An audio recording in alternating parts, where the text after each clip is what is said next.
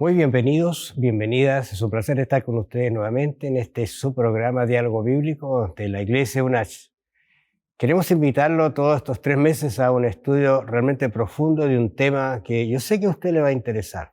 Pero antes quiero mostrarle una flor. Esta flor la da un árbol maravilloso que hay acá en la universidad. Realmente hermosea el ambiente. Pero encontré una así.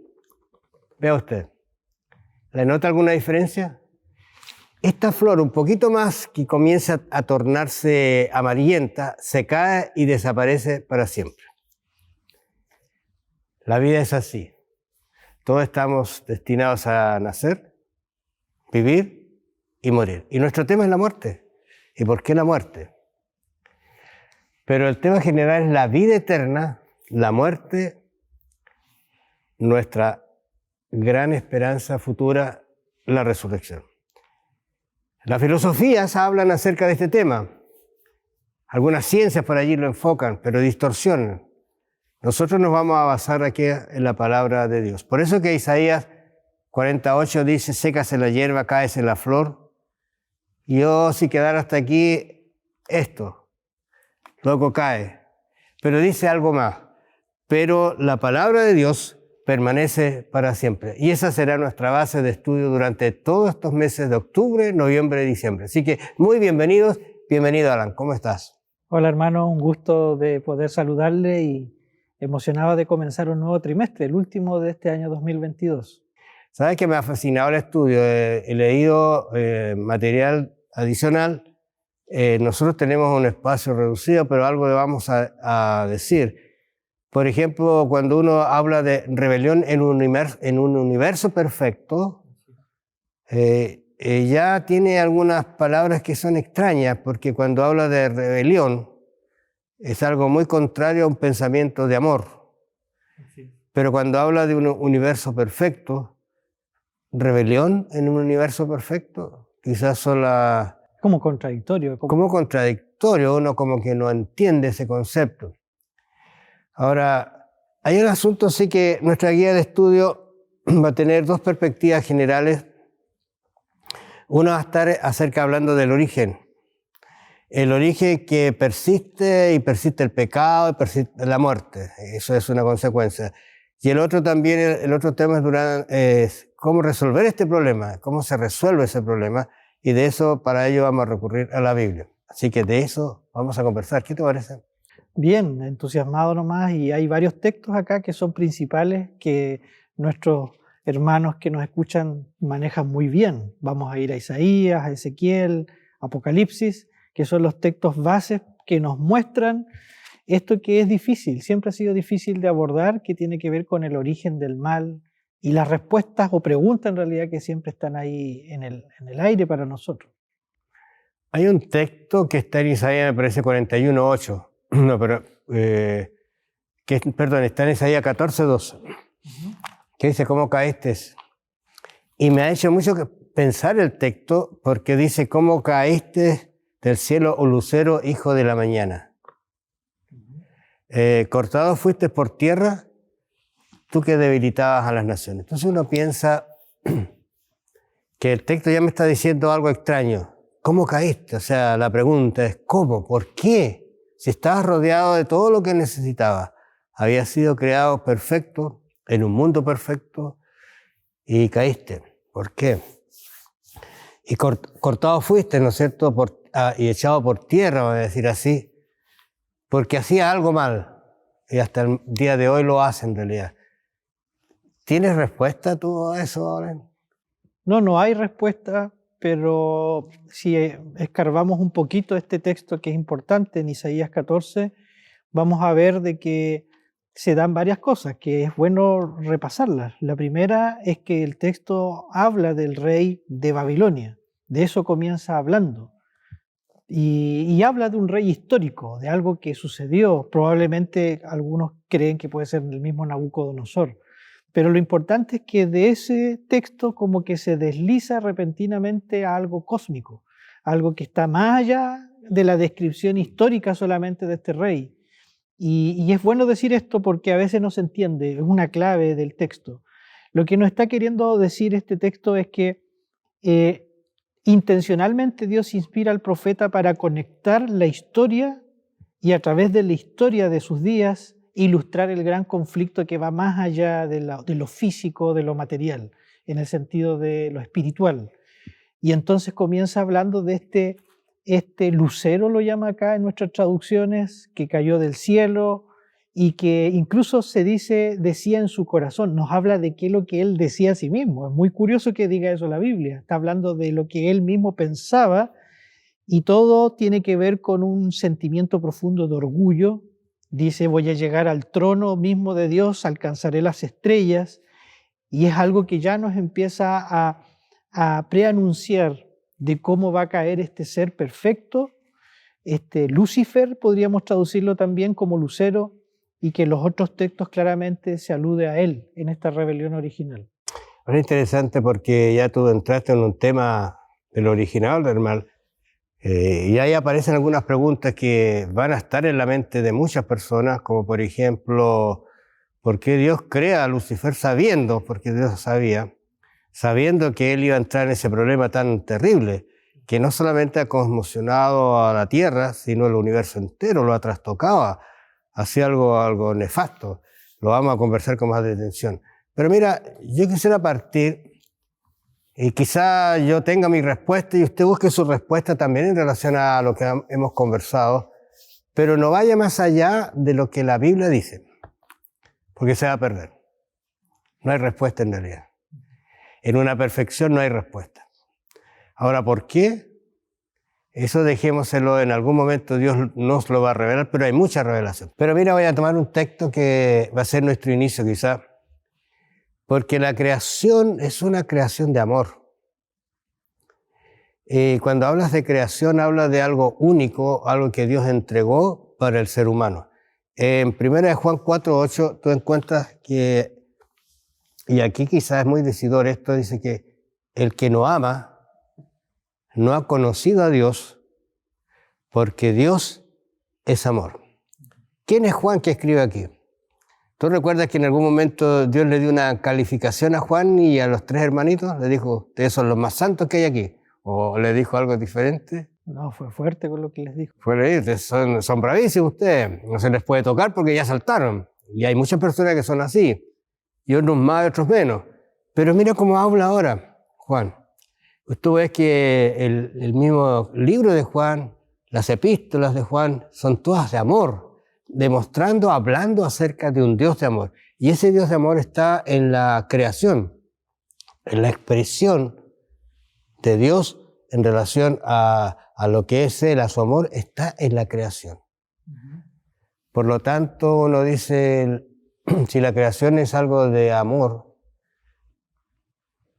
entonces quiere decir, ¿qué está pasando aquí? Porque vamos a entrar en un problema también en esa creación que fue insertada con pecado. Es que el amor implica siempre libertad, el libre albedrío como le conocemos como cristianos. Y pues, si pudiéramos aproximar una posible respuesta que la Biblia va dándonos para nuestra propia comprensión, el verdadero amor se expresa, el amor divino, en ese riesgo de crear seres libres, no autómatas, ¿no es cierto? No que piensen solamente de la manera que Dios quiere sin, digamos, pensar otra cosa. Y a eso apunta la primera epístola de Juan, cuando habla del amor, de que Dios es amor, de que no hay duda de eso, y al crear un universo perfecto, los seres angélicos, celestiales en primer lugar, Él crea, como usted bien nos recordó, sabiendo el riesgo que puede tomar eso, de que no deciden de una manera contraria, pero aún allí nosotros todavía tenemos una falta de conocimiento, de capacidad para entrar en las profundidades de ese misterio de la iniquidad, porque no tenemos solo una vislumbre de lo que se nos ha revelado y que es necesario para nuestra salvación. Algunos dicen, ¿por qué no lo eliminó? Por ejemplo, claro. Bueno, la respuesta estaría en el amor de Dios, en la libertad que tiene la persona, y ese libre albedrío, de hecho, vamos a conversar acerca de eso en un momento más.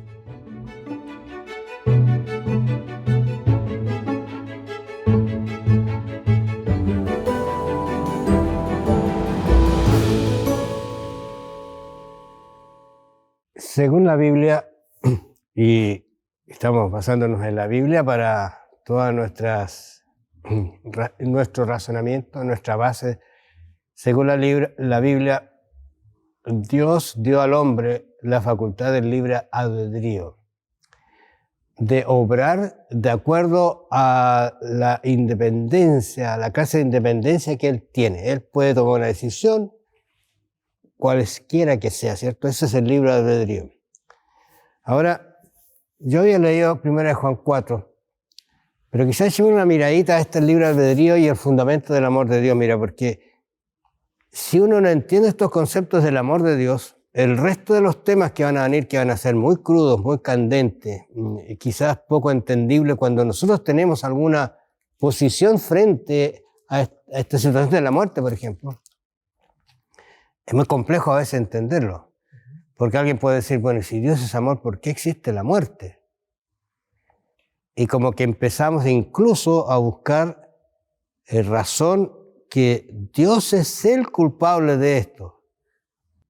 Es lo más común de cuando suceden tragedias, o la típica, digamos, de si Dios existiera no habría sufrimiento en el mundo, pero uno simplifica mucho eso y como estamos haciendo ahora, estamos viendo el fundamento para poder ir respondiendo, intentar responder a algunas de esas inquietudes. Claro.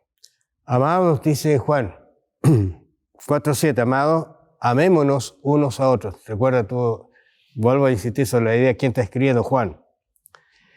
Porque el amor es de Dios, y todo aquel que ama es nacido de Dios y conoce a Dios. Aquí hay unas frases bien decidoras en relación a este concepto, porque Dios es un Dios de amor, pero lo conocemos por el único conducto del amor.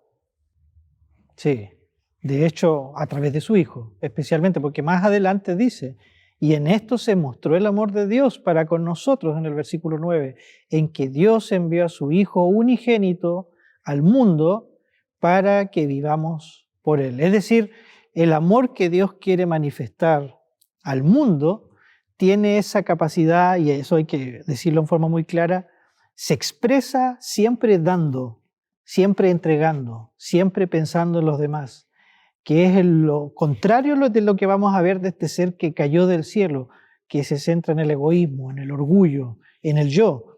Siempre el amor divino se entrega por los demás, al punto de haber entregado el cielo a su propio Hijo, y eso es importante tenerlo en la base de lo que estamos hablando. Ahora viene interesante porque estuve pensando en este concepto del amor de Dios. Uno dice, ¿por qué si Dios sabía, creó a Satanás? ¿Por qué sabía que iba a venir el pecado, tanta desgracia? ¿Por qué siguió con su plan? Esto me hizo entender mucho más el amor de Dios, porque sabiendo también la consecuencia del plan que ellos estaban haciendo, creando al hombre, iba a tener en Dios, ellos siguieron. Porque no les costó nada fácil. Claro. Aquí lo dice, envió a su Hijo, y cuando habla de su Hijo, en realidad se envió Dios mismo. Dios estuvo aquí presente. E incluso el aspecto maravilloso que dice, se anonadó a sí mismo, ¿no es cierto? No quiso usar su naturaleza para algo. Entonces, ni para defenderse. Usó su naturaleza humana, pero también tenía la divina, anonadada, caída, bajada, voy a decir así, no, quizás la expresión no sirve. Pero eso muestra el amor de Dios hacia los seres humanos. Si usted me permite, puedo decir algo que quiero ilustrar rápidamente esto. Hay una obra, una trilogía de un famoso escritor llamado Elie Wiesel, que es judío. Ya él falleció hace unos años y él sufrió, entre otras cosas, los sufrimientos de la Segunda Guerra Mundial. Pero en su trilogía, que incluso creo que acá la tenemos en la biblioteca de la Universidad Adventista, que se llama, ¿no es cierto?, El día, algo así, El día, la noche y el alba, él comenta lo siguiente. Él dice que tratando de encontrar una respuesta de lo que le había pasado al mundo judío, él dice que trató de buscar respuesta. Él está escribiendo, ilustrando esto en forma de ficción.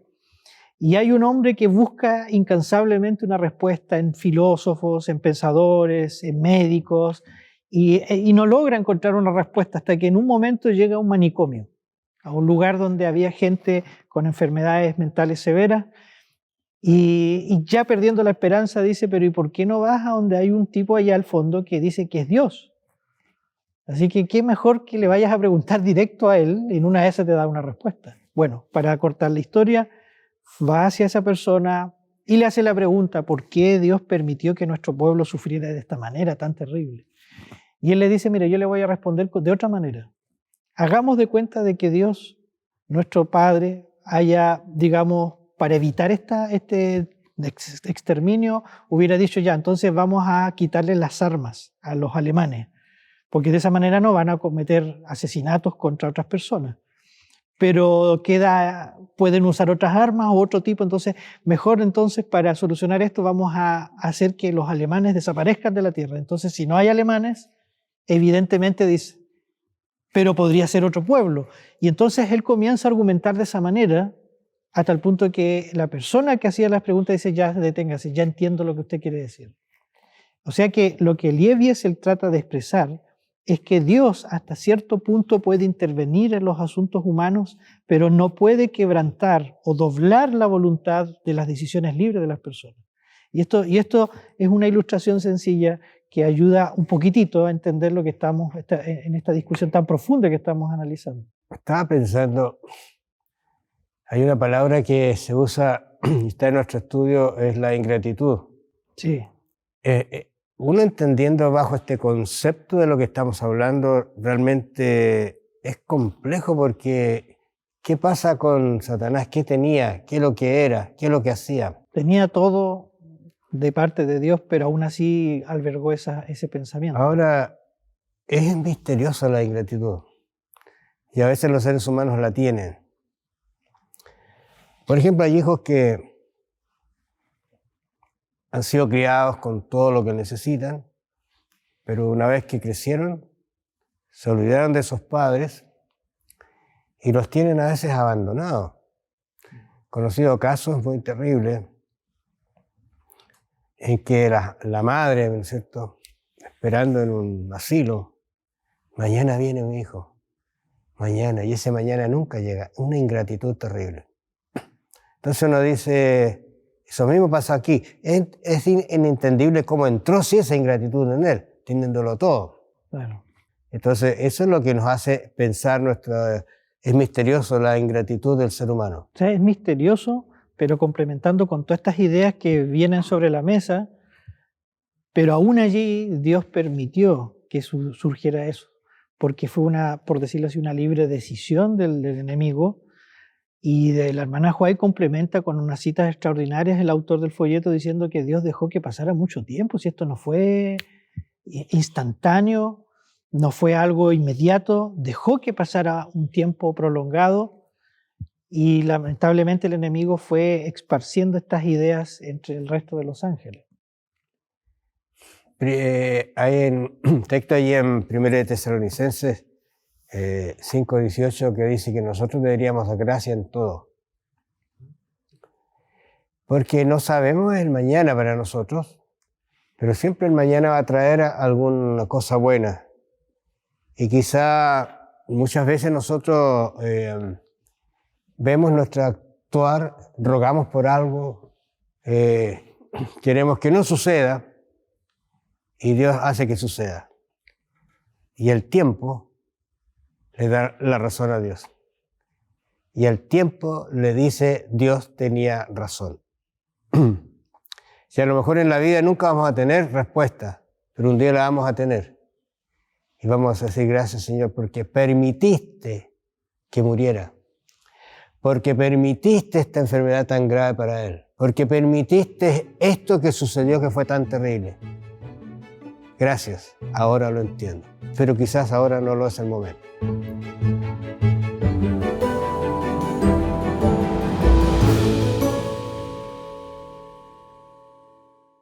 Estaba pensando, bueno, hablamos de la ingratitud, pero hay una palabra que es una palabra terrible, que es el orgullo.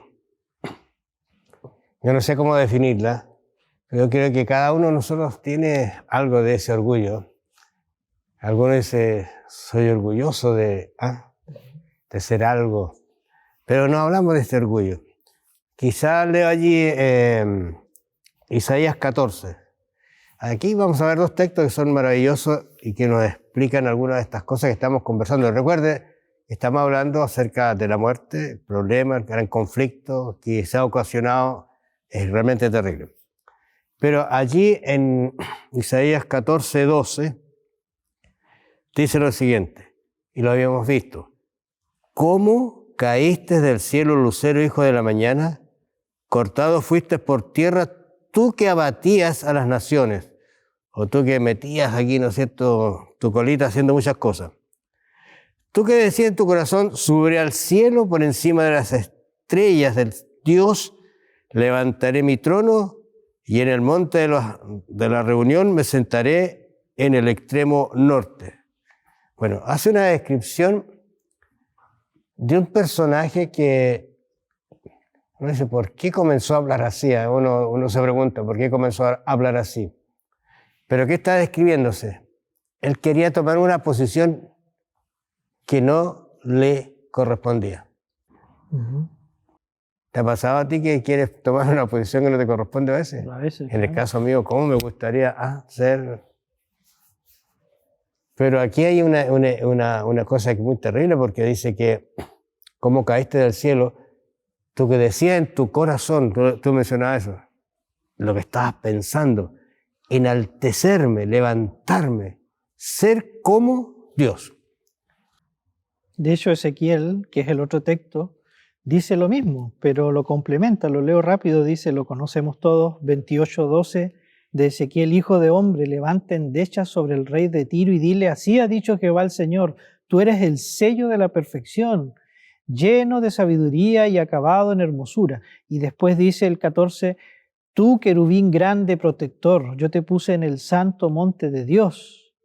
Y el 15 añade, perfecto eras en todos tus caminos desde el día que fuiste creado hasta que se halló en ti maldad. Esa frase es clave en nuestra lección. Sí, la he pensado mucho porque, mira, la descripción que hace Ezequiel agrega unos antecedentes que son un poquito más buenos para nuestro estudio. Por ejemplo, yo te puse, yo te hice, te entregué, estabas adornado, eras especial, estabas muy cerca de la divinidad, voy a decir así. ¿Por qué lo haces? ¿Por qué tienes esto? ¿Por qué te enorgulleces ahora? ¿Por qué quieres ser más? Y lo tienes. Y además hay que añadir, y esto es bueno porque da otra luz que a veces uno no lo piensa, y el folleto le invitamos a nuestros hermanos a leerlo, una cita extraordinaria que presenta el doctor Tim, el autor del folleto, porque habla de por qué, acá surge la pregunta, cómo además de un ser perfecto pudo caer. Acá dice, hasta que se halló en ti maldad. Y ahí hay una cita de Elena de White cuando enfatiza más o menos de que no había absolutamente nada más que los llevara a ellos al arrepentimiento, Satanás y sus ángeles, porque ellos mismos estaban frente a la presencia gloriosa de Dios, a su luz inaccesible, su santidad, conocían su carácter. ¿Qué otra cosa podría haberlos llevado al arrepentimiento si no era eso?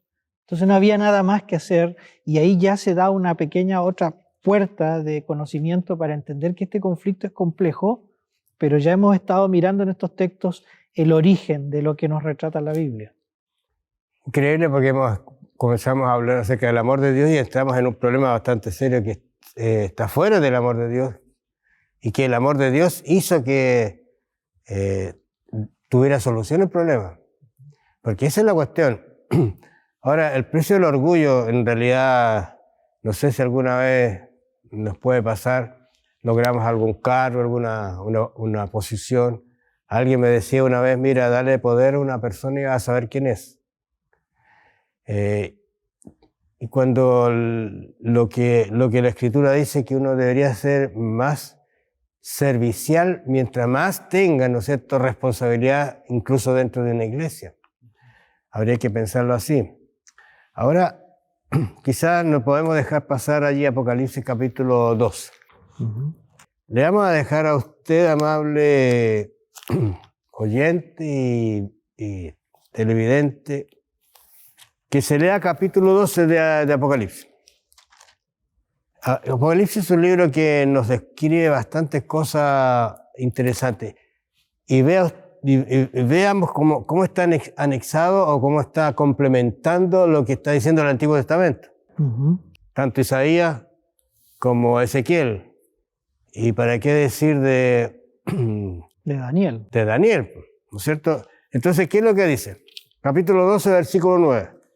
¿Leo? Léelo. Y fue lanzado fuera el gran dragón, una lucha que antes decía que estaba con Miguel y sus ángeles y el dragón. Y fue lanzado el gran dragón, la serpiente antigua, que se llama Diablo y Satanás, el cual engaña al mundo entero. Fue arrojado a la tierra y sus ángeles fueron arrojados con él. Ahora fue tanto el engaño que entendemos que es la tercera parte de los ángeles.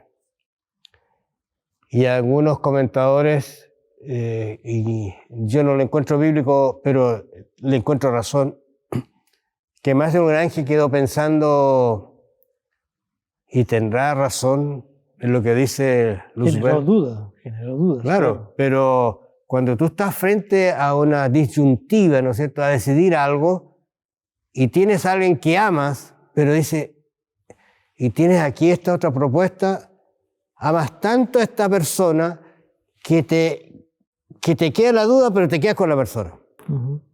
Por amor, no importa que esté equivocado, yo me quedo con ella. Entonces yo pienso que pasó algo así. Pero la historia, lo que sucede como resultado, yo creo que clarificó totalmente quién tenía la razón. ¿No te parece? Hasta el día de hoy, hasta el tiempo de Cristo y todos esos temas que vamos a ver después en este interesantísimo folleto, nos muestran, quizás haciendo una especie de resumen, de que la clave para entender este gran conflicto que se inicia y que va a dar lugar, entre otras cosas, a la muerte, es entender primero el gran amor de Dios, su carácter, también el libre albedrío que nos dejó a cada una de sus criaturas. De paso, mencionar que el concepto de ley, de la ley de Dios, aunque no expresado como 10 mandamientos todavía en el cielo, antes del conflicto, es clave porque es muestra de la obediencia de amor o no a los principios sagrados del gobierno de Dios, que es lo que se pone en tela de juicio. Todos estos grandes temas y este gran conflicto, este dilema que se inicia acá, nos va a llevar por un recorrido bien interesante este trimestre. Ahora, lo interesante de esto es que hay que tener preocupación hoy día, porque hoy día está latente esta distorsión, este engaño, que lo vamos a ver la próxima semana, está muy presente. Sí. O sea, no estamos exentos, no estamos aparte, no estamos con el problema solucionado, no lo estamos solucionados. Por eso que 1 Pedro 5:8 dice, sed sobrios y velad, porque vuestro adversario anda buscando a quien devorar, a quien atrapar, a quien engañar, a quien llevar hacia el camino equivocado, ¿no es cierto? Y anda buscando hacia alrededor nuestro para hacer eso. Entonces tenemos que tener cuidado con ello. Estoy pensando que la Biblia nos dice en Efesios 6:10, vestidos de toda la armadura de Dios. Cuando Adán estuvo en el Edén, perfecto, lo sacó, pero lo sacó con alguna armadura, una vestimenta. De eso vamos a conversar la próxima semana. Y hoy día Dios quiere que tú y yo nos vistamos de la armadura de Dios para vencer los dardos de Satanás y ser victoriosos. Que el Señor los bendiga y los acompañe. Nos vamos a encontrar la próxima semana en su programa Diálogo Bíblico.